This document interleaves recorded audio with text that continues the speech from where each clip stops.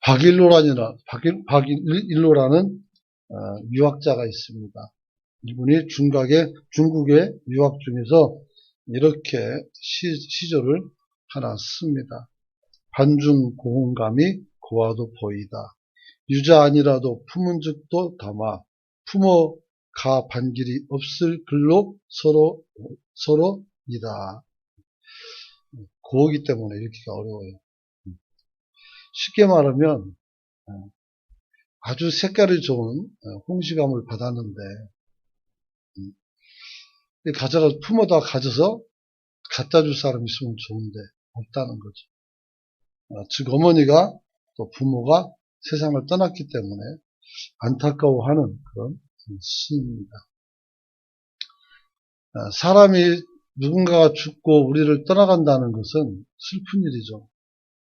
왜 슬픕니까? 우리가 얼굴을 대면하고 이야기하는 것이 그쳤기 때문입니다. 같이 대화하고 함께 살아가는 것이 그쳤기 때문입니다. 죽음은 그런 겁니다. 우리 대화를 단절시키고 그리고 우리의 마음을 어떻게 사랑을 멈추게 합니다. 더 이상 사랑에도 의미가 없어요. 여러분. 가끔 저는 우리 기도 생활을 보면서 그런 생각을 합니다. 하나님이 죽은 것은 아닌데 혹시 우리는 죽어 있는 것은 아닌데 우리 믿음의 선배들은 원래 새벽 예배가 없었습니다. 우리나라. 세계도 새벽 예배를 하는 나라가 없습니다. 거의. 수요 예배도 없죠. 금요 예배도 없고. 그런데 목회자들이 그냥 기도했어요. 새벽에. 성령 받고 은혜 받고 우리가 모여서 기도회 하자게 가지고 하는데 교인들이 나도 좀 들어가면 안 되냐 그래서 들어오라고. 같이 기도하는데 교인들이 많아지니까 할 수 없이 예배를 드린 거죠. 무슨 말입니까? 기도하는 사람들이 모여드니까 이것이 예배가 됐고 이것이 한국교회의 힘의 근원이 됐습니다. 우리나라 교회는 누가 뭐라고 해도 기도하는 교회입니다. 할렐루야. 여러분. 그러므로 여러분들이 기도를 멈추면 교회가 멈추고 하나님 은혜도 멈추는 법입니다. 여러분이 깨어나 기도하는 성도가 되시길 축원합니다. 정말 우리에게 있어 하나님이 살아계시고 내가 살아있다면 당연히 기도해야 되는 줄 믿으시기 바랍니다. 원래 그래요. 우리나라 사람뿐만 아니라 믿음의 사람들은 어떻게 돼요? 하나님을 알게 되고 나서 항상 기도하는 것을 멈추지 않았다는 사실입니다. 여러분, 기도가 없는 신앙은 영적 생활이 죽은 상태입니다. 영이 죽은 자는 절대로 기도할 수가 없습니다. 은광교회는 기도의 교회가 되어야 합니다. 왜냐하면 은광교회는 하나님의 성품에 동참하고자 하는 교회이기 때문입니다. 여러분, 은광교회는 믿음의 교회요 덕과 지식의 교회이며 절제와 인내의 교회이고 그리고 경건의 교회입니다. 그러나 그보다도 가장 큰 것은 기도입니다. 기도할 수 있는 여러분이 되시기를 축원합니다. 여러분, 기도는 허공에 대고 아무 소리나 막 떠들어서 제끼는 것이 기도하는 게 아닙니다. 여러분, 올바른 기도를 드릴 수 있기를 소망합니다. 한번 따라서 합시다. 교회는 기도하기 위해 존재한다. 마태복음 21장 13절 한번 열어주시기 바랍니다. 읽어봅니다. 시작. 그들에게 이르시되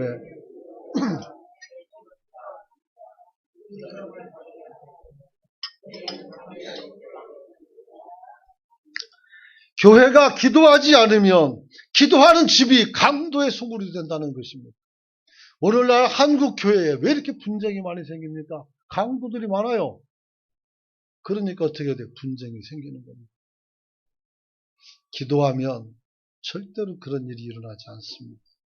하나님의 음성이 야 너는 누구를 대적해라, 너는 쟤를 죽여라 이렇게 말씀하지 않습니다. 전부 다 자신의 아들 딸들인데 서로 사랑하고 화목하고 네가 양보하고 네가 먼저 손 내밀고 아멘 좀 하면 좋을 텐데 아무 소리 안 해도 이렇게 얘기합니다. 여러분이 주님 앞에서 먼저 숙여주는 그런 성도가 될 수 있기를 축원합니다. 여러분. 기도는 하나님과의 대화입니다. 당연히 하나님께서 응답하시는 매우 인격적이고 매우 우호적인 교제와 사랑이 기도인 것입니다. 그래서 기도를 깊숙이 하지 않은 사람은 반신자입니다. 반만. 기도를 깊이 들어가면 하나님의 은혜를 깊이 합니다. 또 어떤 사람은 너무 신령해가지고 이 세상 사람이 아닌 것처럼 이렇게 행동하는 사람이 있어요. 그것도 굉장히 잘못된 겁니다. 자기만 혼자 신비한 게 아니에요. 모두 다 하나님의 은혜를 누리고 성령을 받습니다. 그럼에도 불구하고 어떻게 돼요?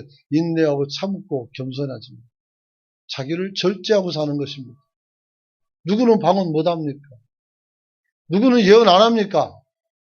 다 할 수 있는 겁니다. 나만 하는 게 아닙니다. 신앙의 연조가 낮으니까 어떻게 돼요? 이게 신기하니까 막 자랑하는 거죠. 그럴 이유가 하나도 없습니다. 여러분, 오늘날도 많은 사람들이 그렇게 기도해서 하나님 앞에 응답을 받고 있습니다. 저와 여러분들도 응답받는 성도가 되시기를 축원합니다. 오늘 본문을 보면 사도행전 12장에 보면 때에 헤롯 왕이 손을 들어 이렇게 말합니다. 이 헤롯 왕은 누구냐면 헤롯 안디바입니다. 여러분, 이 사람이 당시 유대 나라를 치리할 때에 그는 정치 지도자들과 더불어 함께 예수님과 그 제자들의 활동을 못마땅하게 생각하고 있었습니다. 그래서 헤롯 왕은 예수와 그 제자들을 와해시키기 위해서 제일 먼저 베드로부터 잡아 죽이면 안 되니까 그 중에서 가장 약하고 지명도가 좀 낮은, 어쩌면 사도지만 사람들에게 잘 보여지지 않은 인기가 없는 한 사도를 붙잡습니다. 그게 바로 누굽니까? 야고보입니다. 요한의 형제 야고보를 잡아서 바로 처형해버렸습니다. 그리고 민심을 살폈어요. 긴장을 하며. 왜? 당시 예수 그리스도를 믿는 사람들의 수가 기하급수적으로 성장하고 부흥하고 있었기 때문에 이렇게 많은 사람들이 요동하고 움직이고 이 생난리가 치는데 그 중에 한 제자를 죽이면 가만히 있겠습니까? 그런데 가만히 있습니다. 정말 가만히 있었습니다. 그러니까 아하, 요놈들이 아직 결속력은 없구나 이렇게 생각했는지 몰라도 이 헤롯이 어떻게 됩니까? 이번에는 베드로를 잡아 죽이려고 한 겁니다.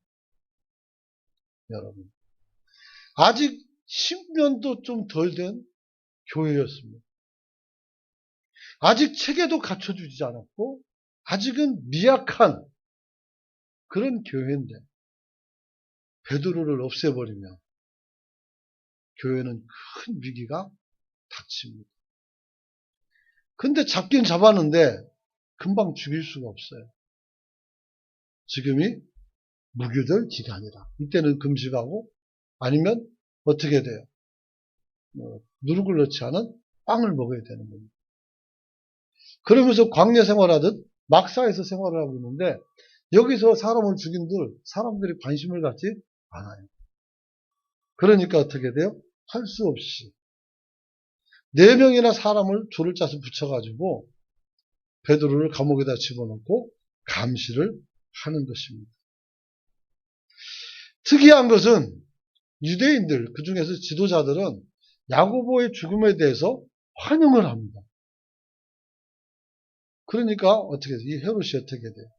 더 힘을 내가지고 더 열심을 내서 주의 종들을 겁박하고 핍박하는 지경에 이르렀던 것입니다.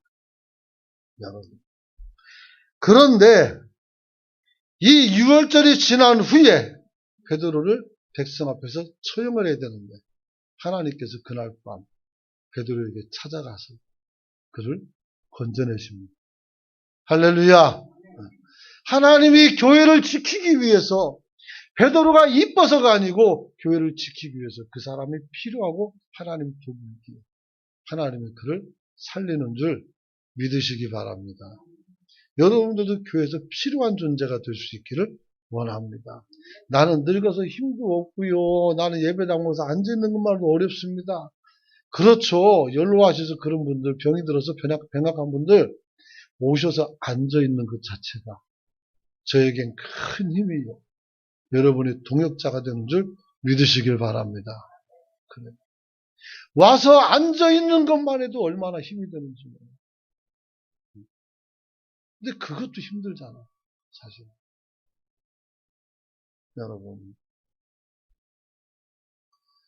오늘 사형 집행 전날 하나님께서 베드로에게 찾아가는데 어떻게 합니까? 12장 5절 말씀 한번 읽어봅니다. 시작. 이에 베드로는 옥에 갇혔고 교회는 그를 위하여 간절히 하나님께 기도하더라. 할렐루야. 교회가 간절히 기도합니다. 베드로는 그냥 잡니다. 잡혀갔으니까 뭐 할 것도 없고 이때라고 쉬는 거죠. 어떻게 잠을 잘 수가 있을까? 여러분. 그런데 성도들은 어떻게 돼요? 교회가 위기가 왔음을 안 거죠. 사도들이 죽어나가니까. 그래서 어떻게 해야 돼요? 기도하는 거예요. 여러분들도 교회를 위해서 기도할 수 있기를 원합니다. 건강한 기도가 하나님께서 시험을 주시면 금방 넘어가요. 여러분 하나라도 누구 잘못되면 우리 모두가 다 힘들어지는 거예요. 그러므로 서로가 서로를 위해서 중보할 수 있는 성도가 되시길 축원합니다. 축원합니다. 여러분. 인간적으로 생각할 때 당시 상황에서 베드로가 구출된다는 것은 불가능한 것입니다.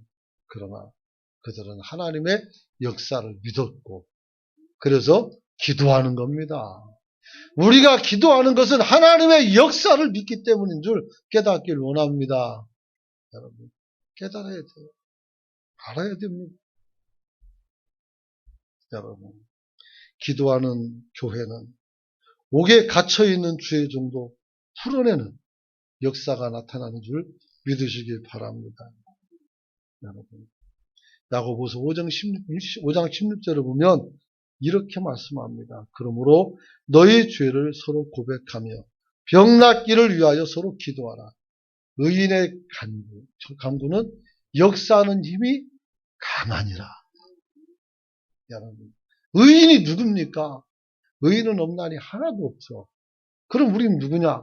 예수 그리스도의 보혈은 피로만이야. 우리를 씻겨내서 하나님이 칭의, 의롭다 칭해줬단 말이야. 그래서 우리가 의인이 된 거예요. 하나님이 의롭다고 하는데 누가 거기다 딴지를 걸어요? 누가 거기에 대해서 이의가 있습니다. 이렇게 말합니까? 나는 너한테 이의가 있다. 하나님이 그러셨단 말이야. 그러니까 그것을 묻는 거예요. 그래서 우리가 하나님이 의인이라고 칭해주었으니 우리가 기도하면 그 간구하는 역사가 커서 사람을 어떻게 돼요? 살려내는 줄 믿으시길 바랍니다. 그래요. 사람을 살려내는 기도를 할 수 있어요. 그런데 무슨 일인지 감옥에 갇혀있는 베드로는 깊은 잠에 빠졌습니다. 그래서 천사가 왔을 때 하나님의 사자가 왔을 때 감옥이 빛을 환하게 되는데도 나는 불 켜면 눈 뜨고 깨는데 얘는 안 깨요. 푹 자는 겁니다. 그래서 사자가 어떻게 옆구리를 치죠. 발로 친 건 아니겠지만 어쨌든 치면서 일어나라.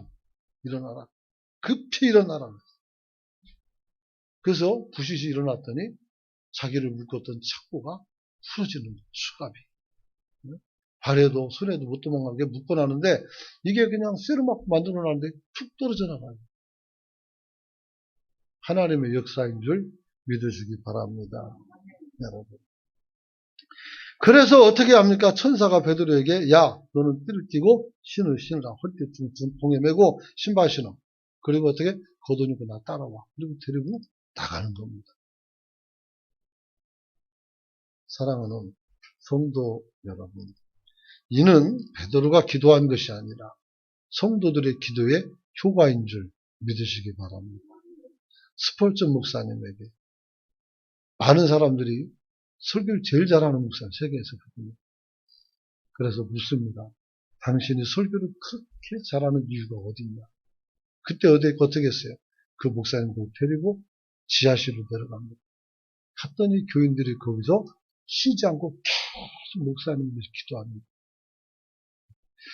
제가 목사라서 이런 말을 민망하기도 하지만 여러분, 기도하는 성도가 있는 교회는 쓰러지지 않습니다. 너물교회 흉보는 건 아니지만 제가 분일교회 있을 때 참 사람들 기도 안 합니다. 그래서 이 교회가 어떻게 움직여지는지 궁금했어요. 그런데 지하 아무도 들어가지 않은 지하실 공간이 하나 있어요. 한 10평이나 들랍니다. 거기에 물이 차고 있어요. 근데 거기에다가 권사님, 집사님 꽤 많은 사람이 방석을 쌓아놓고 박스를 갖다 놓고 앉아가지고 기도하고 있었어요. 내가 알았어요. 아, 이 교회가 이렇게 성장한 건 이분들 때문이었구나. 그래서 제가 그거 가만히 있었겠습니다. 그래서 재정을 청구해서 방을 수리를 싹 했습니다. 그래가지고 그걸 아들람 동굴이라 이름하여 기도처럼 만들어줬어요. 근데 만들어놓으니까 또 안 가대요. 희한하게. 어디로 또 사라졌는지 모르겠지만 다른 데서 하겠죠. 그냥 줄걸 하는 생각도 들기는 합니다. 사랑하는 성도 여러분, 후에 베드로는 마가라 하는 요한의 어머니 마리아 집으로 갔을 때 거기서 성도들이 기도하고 있는 것을 봅니다. 여러분, 오늘 우리도 하나님 앞에 기도하는 교회가 될 수 있기를 원합니다. 은혜 충만한 교회가 되길 원합니다. 축복받는 교회 되기 원합니다. 선교도 많이 하는 교회로 소문날 수 있기를 축원합니다. 선교만 잘해도 하나님께서 교회 부흥을 주셔요. 전라도의 선교교회 알죠? 깡통교회라고 말하죠. 거긴 재정이 거의 다 선교예요. 재정. 그래서 사람들이 바글바글 미어터져요. 여러분들도 선교할 수 있기를 축원합니다. 마음속으로 다짐해서 내가 한 부자 정도는 내가 했으면 좋겠다. 그런 마음을 갖고 여러분이 선교지를 찾기를 원합니다. 여러분, 교회가 기도하면 어떤 교회로 변화될까? 은혜가 충만하고 축복받고 선교도 많이 하고 하나님 역사도 많이 일어납니다. 그런데 가장 중요한 것 몇 가지만 말씀드립니다. 첫째는 죄가 떠나갑니다. 할렐루야. 교회는 기도하는 성도가 모이기 시작할 때 은혜의 장소가 되는 것입니다. 여러분, 사무엘상 12장 23절에서 이렇게 증거를 합니다. 같이 한번 읽어봅시다. 시작. 나는 너희를 위하여 기도하기를 쉬는 줄을 여호와 앞에 결단코 범하지 아니하고 선하고 의로운 길을 너희에게 가르칠 것인즉 나는 너희를 위하여 기도하기를 쉬는 줄을 두 번 써놨네. 네. 똑같습니다. 성부를 두 번이나 붙여넣기 해가지고 제가 실수했습니다. 나는 너희를 위해서 기도하기를 쉬는, 죄를 범하지 않는. 그러니까 기도를 쉬는 것이 나는 죄로 여긴다는 거예요. 여러분, 사무엘이 왜 그랬을까요? 사무엘은 접으셔야 돼. 그만 보시고. 사무엘은 기도로 태어난 아이입니다. 한나가 하나님 앞에 애달라고 정말 간절히 기도했고 주시면 하나님께 드리겠다고 소원까지 해서 받아낸 자식이에요. 그래서 하나님 앞에서 이 아이를 위해서 얼마나 열심히 기도했는지 몰라요. 해마다 성전에 올라가서 사무엘 옷과 쓸 것을 다 예배 주면서 늘 이 아들을 위해서 기도했단 말이에요. 여러분들도 자녀를 위해서 기도할 수 있기를 축원합니다. 여러분, 그랬더니 여러분 어떤 일이 생겼냐면 이 사무엘이 자라날 때 엘리 제사장의 집에는 엘리의 두 아들이 있어요. 홈리와 비나스라. 이 두 아들이 있는데 이 두 아들이 자라나는 것과 이 사무엘이 자라나는 것이 아주 달라요. 하나는 제사장의 아들이에요. 둘은. 네? 하나는 어떻게 해요? 평신도의 자녀예요. 여러분 지금 말하면 목사 아들이죠. 둘이. 그리고 하나는 평신도의 자녀예요. 그런데 이 둘은 어떻게 변했느냐? 참 못된 짓을 많이 저지릅니다. 자기 아버지가 늙자 아들이 온 이스라엘에게 행한 일과 회막문에서 수종드는 연대로 동침하였음을 듣고 들어서는 안 되는 얘기를 들은 거예요. 부모가. 그래서 얘기하죠. 야, 너희가 어찌 이런 일을 행했느냐. 내가 너희 악행을 모든 백성에게 듣노라. 내 아들들아 그러하지 말아라. 들리는 소문이 좋지 아니하니라. 너희가 여호와의 백성으로 범죄하게 하는도다. 누가 범죄해요? 홈리와 비나스가 범죄하는데 그 범죄를 보고 어떻게 돼요? 비난하는 백성들을 보고 그들도 범죄한다. 네가 똑바로 살았으면 별 문제가 없지만 네가 똑바로 못 사니까 어떻게 돼요? 이 백성이 다 범죄하게 된다는 거예요. 탄식을 합니다.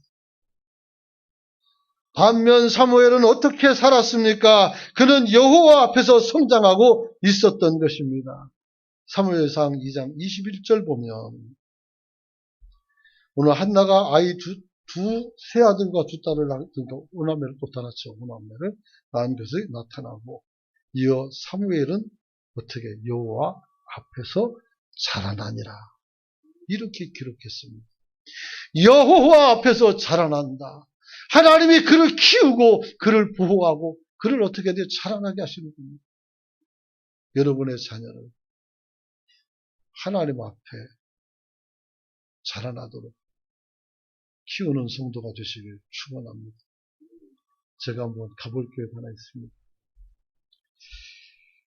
전석수 목사님이라고 노희 목사님 말씀하시는데 그 교회는 대안학교를 아직 만들질 않았는지 몰라도 학생들이 학원도 안 가고 교회로 옵니다. 교회. 거기서 공부를 가르치고 아이들이 기도하고 신앙생활 한다. 근데 애들이 막 부글부글하고 그래도 좋은 학교 다 갑니다. 여러분 우리가 아이들 학원을 보내고 우리가 아이들을 주일 성수를 빼면서까지도 그 아이들을 가르치는 이유는 공부를 잘해서 좋은 학교 가는 거예요. 좋은 학교 가면 성공합니까? 성공과는 또 아무 상관도 없어요. 여러분 하나님 앞에서 자라날 수 있도록 여러분의 믿음으로 가르칠 수 있기를 축원합니다. 사무엘처럼 성전 중심의 삶을 살도록 이끌어갈 수 있기를 원합니다. 그러므로 그는 성장할수록 하나님께 은총을 받는 아이로서 사람들에게도 은총을 받습니다. 즉 사람들도 그를 칭찬한다는 겁니다. 사무엘상 2장 26절 한번 읽어봅니다. 시작. 아이 사무엘이 점점 자라매 여호와 사람들에게 은총을 더욱 받았다. 여호와와 사람들에게 은총을 받는 거예요. 하나님의 사랑을 받는 게 얼마나 좋습니까? 그런데 거기다가 사람들까지 사랑해 주니 얼마나 좋아요. 이거 사실 홈리와 비너스가 누려야 될 영광 아닙니까? 근데 그 녀석들이 잘못 사니까. 하나님께서 어떻게 돼요? 마음에 맞는 자를 세워서 사용하셔요. 엘리 대제사장을 이어서 사무엘이 선지자가 되어서 이스라엘을 책임지는 일을 하시는 거예요. 여러분, 뿐만 아니라 3장 1절에 보면 하나님의 말씀이 희귀한 시대라고 말합니다.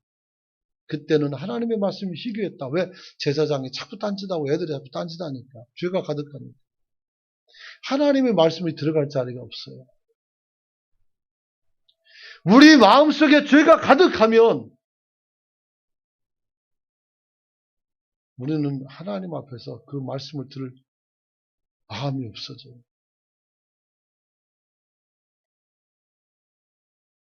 여러분,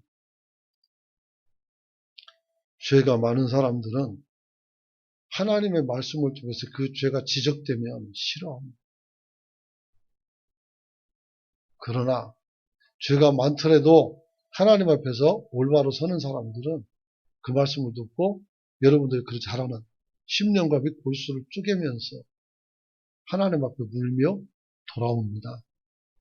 만약에 여러분들의 마음속에 적대감이 생기고 여러분들의 마음속에 속이 상하고 시험이 찾아오면 내가 떠나도 하나님 곁을 떠나도 너무 멀리 떠났구나. 그리 깨닫고 돌아올 수 있기를 원합니다. 왜냐하면 이 자리에서 지금 이 말씀을 들을 수 있는다는 것은 여러분들이 아직 하나님의 사람이고 하나님을 사랑하기 때문입니다. 여러분, 돌아설 수 있기를 축원합니다. 여러분, 이렇게 하나님의 역사가 아무도 뜨문뜨문한 그런 시대에 4절에 보면 3장 4절에 보면 하나님이 말씀이 사무엘에게 임하니라 이렇게 말합니다. 어떻게 해요? 사무엘을 부릅니다. 사무엘아, 내가 여기 있나이다. 처음에는 몰라서 엘리 제사장이 부른 줄 알고 갑니다. 왜? 워낙 말씀이 귀하다니 보니까 사무엘이 처음 경험하는 거 아닙니까? 그래서 갔더니 아니라고. 또 불러요. 또 달려갔더니 아니라는 거예요. 그리고 말하게 하나님 앞에 하나님 널 부르는 거니까 내가 여기 있나이다. 나에게 말씀하소서. 그리고 말씀을 또 하거든 그 말을 나에게 다 전해주셨어요. 그래서 하나님께서 어떻게 신실한 사무엘에게 말씀을 주십니다. 그 말씀이 뭡니까? 엘리 제사장 가문이 저주받는 얘기예요. 그래서 네 두 아들 죽을 거고 너네 집에는 어떻게 돼요? 이제 늙은이가 없을 거다. 젊어서 다 요절한다는 거예요. 그래가지고 어떻게 돼요? 이 가정이 혹상 망해요. 알죠? 어떻게 망하는지. 블레셋과 전쟁할 때 두 아들이 출전합니다. 그래서 전쟁에 이길 수가 없으니까 법궤를 가지고 들고 가는데 그걸 뺏겨버립니다. 그리고 두 아들은 전사예요. 그래서 어떻게 합니까? 전령이 뛰어와서 엘리에게 말을 하죠. 법궤는 뺏겼고 두 아들은 죽었다니까. 의자에 앉아있다가 뒤로 넘어가가지고 문지방에 목이 걸려가지고 목뼈가 부러져서 죽어버렸어요. 마침 또 그때에 며느리가 아이를 낳다. 이 소식을 듣고 어떻게 돼요? 죽습니다. 그 집안에 어른이 없어요. 여러분, 아직 기회 있을 때 주에서 떠날 수 있기를 축원합니다.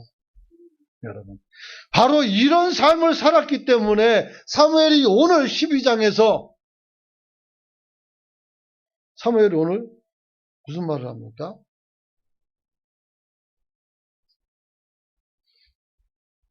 내가 너희를 위하여 기도하기를 쉬는 줄을 범하지 않겠다. 왜 이런 말 합니까? 당시에 백성들이 이제 살다가 하나님을 의지하지 않고 사람을 의지하여 뭘 요구합니까? 뭘 요구했어요? 왕을 요구했어요. 그래서 하나님께 물었더니 주님이 말씀합니다. 야, 얘들이 너를 버린 게 아니라 나를 버린 거예요. 그러면서 해주라는 거예요. 얘 딱 가져라. 왕 보면서 어떻게 해요? 왕을 세워준 게 그게 사울 왕이랍니다. 왕을 세우면서 사무엘은 이 나라를 걱정을 합니다. 그래서 내가 기도를 쉬지 않겠다. 너희를 위해서. 여러분, 여러분도 기도를 쉬지 않는 성도가 되시길 축원합니다. 우리가 알아야 될 중요한 사실은 그리스도인들이 기도하지 않는 것은 세상의 죄악을 향해서 내 마음의 한켠 문을 열어놓은 것과 똑같습니다. 경건하게 산 사람일수록 악의 유혹에 약할 수밖에 없어요. 왜냐하면 절제하고 살았거든요. 이게 한번 터져버리면 욕망의 물결을 감당이 안 되는 겁니다. 사랑하는 성도 여러분, 다시 말하면 기도를 외면하면 죄를 수용하는 것이 된다는 것입니다. 마태복음 21장에 보면 예수님께서 나귀를 타고 예루살렘으로 개선장처럼 들어갑니다. 사람들은 호산나 다윗의 자손 없어 막 종려나무까지 흔들고 환영을 하죠. 그리고 제일 먼저 간 곳이 어디입니까? 성전이었습니다. 이 세상에서 가장 아름답고 경건하며 하나님의 임재하고 모든 사람들에게 희망과 소망이며 우리의 신앙의 근본인 이 성전을 찾아간 겁니다. 갔더니 기도 소리는 없고 찬송 소리도 없고 비둘기 파세요. 비둘기 사가세요. 네? 양도 사가세요. 양도. 이게 싼 겁니다. 네? 돈 없어. 돈도 바꿔줄게. 여러분, 경건함과 정숙은 사라지고 돛대기 시장이 됐어요. 성전의 제사장과 하나님 앞에 죄를 고하는 성도들이 없고 장사꾼이 가득합니다. 여러분, 예배 대신 돈을 벌기 위해서 성전에서 하수라장이 되었습니다. 하나님께 드리는 기도 소리는 없고 사람들의 욕망의 소리가 성전에 가득했던 것입니다. 여러분, 주님은 이것입니다. 화가 속이 상합니다.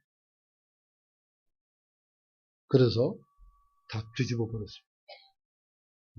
다 쫓아내버립니다. 이때 주님께서 이런 말씀을 하십니다. 마태복음 21장 13절 말씀입니다. 같이 읽습니다. 시작. 그들에게 이르되 기록된 바 내 집은 기도하는 집이라 일컬음을 받으리라 하였거늘 너희는 강도의 소굴을 만드는도다 하시니라. 주님은 말씀하십니다. 내 집은 기도하는 집이라. 여러분, 제일 먼저 개척했던 교회가 어디입니까? 마가 다락방 교회 아닙니까? 거기서 성도들은 기도했습니다. 저는 지난번에 설교하면서 한국 교회의 민적 자원의 부족함을 얘기하면서 20, 30년 후에는 누가 이 자리에 서 있을 수 있겠냐고 물었습니다. 여러분, 우리 아이들의 복음화율이 대학생들이 3%라면 우리는 미전도 종족이라고 말합니다. 선교학회에서 물어봤을 때 미전도 종족이래요. 대한민국에 우리 교단 교회만 해도 10,000개 교회입니다. 10,000개. 통합식 교회도 거의 10,000개가 됩니다. 몇백 개 차이밖에 안 나요. 우리 12,000교회 할 때 거기도 10,000교회 넘었었어요.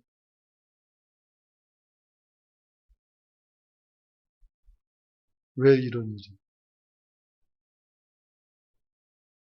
여러분, 청년들이 기도하고 청년들이 찬양하고 청년들이 하나님 앞에서 찬양하는 일이 좋아서 모여가지고 집회를 열고 그게 여러분 세대 아닙니까? 그잖아요. 근데 지금은 컴퓨터는 나의 목자시니 내게 부족함이 없도다. 이렇게 나옵니다. 여러분, 정말 심각한 일이에요. 이제 교회는 비어가고 거기에 다른 것들이 막 들어옵니다. 이걸 어떻게 바라보시려고 합니까? 우리 은광교회는 그런 일이 나타날 수 없습니다. 우리가 열심히 기도하는 성도가 되시길 축원합니다. 여러분. 오늘 주님께서 너희는 강도의 구려를 만든다고 말했습니다. 이 구려는 동굴이라는 뜻입니다. 강도의 소굴로 만든다. 여기서는 자신의 욕망을 펼치는 곳이 아니라 자신의 욕망을 내려놓고 하나님의 말씀을 듣고 그 욕망을 다스리는 곳이요. 근데 왜 거꾸로 가냐고. 참으로 답답하죠.